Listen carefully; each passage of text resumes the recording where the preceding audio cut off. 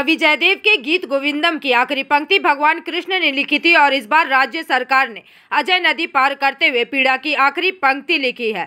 मिली जानकारी के अनुसार राज्य की मुख्यमंत्री की पहल पर बीरभूम में जयदेव और पश्चिम बर्धमान के बिदबिहार में अजय नदी पर एक स्थायी पुल का निर्माण किया गया है। लोक निर्माण विभाग ने 138 करोड़ रुपए की लागत से इस पुल का निर्माण किया एवं इसका नाम जयदेव पुल रखा गया है। मंगलवार को मुख्यमंत्री ममता बनर्जी ने बीरभूम के इलम बाजार में एक प्रशासनिक बैठक में इसका वर्चुअल उद्घाटन किया। इसके अलावा बिदबिहार कांकसा में एक वर्चुअल समारोह आयोजित किया गया तथा इस अवसर पर राज्य के पंचायत ग्रामीण विकास एवं सहकारिता मंत्री प्रदीप मजूमदार, गलसी के विधायक नेपाल घुरोई, जिलाधिकारी पन्नम बलम एस, जिला परिषद अध्यक्ष विश्वनाथ बावरी, आसनसोल दुर्गापुर विकास बोर्ड के अध्यक्ष काबी दत्ता, नगर निगम प्रशासनिक बोर्ड की अध्यक्ष अनिंदिता मुखर्जी, दुर्गापुर उपमंडल प्रशासक सौरभ चटर्जी, दक्षिण बंगाल राज्य परिवहन निगम के अध्यक्ष सुभाष मंडल आदि उपस्थित रहे। इस दौरान मुख्यमंत्री ममता बनर्जी ने अपने वक्तव्यों को रखा। बताया जा रहा है कि दक्षिण बंगाल राज्य परिवहन निगम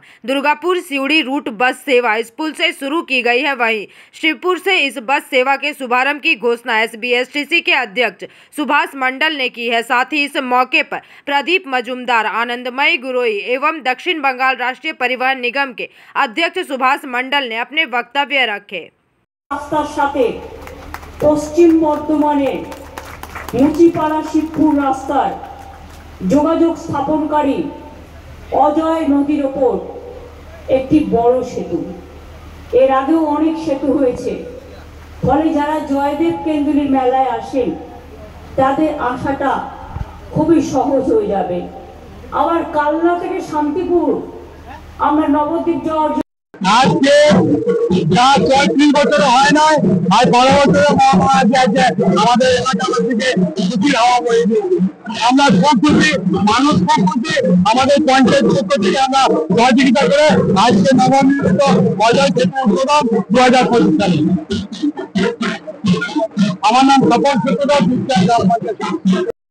হ্যাঁ, আমরা তো ভাবতেই পারিনি যে এটা হবে।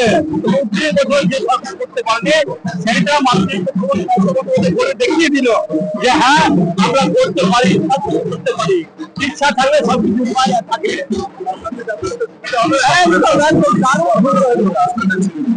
শুধু আমাদের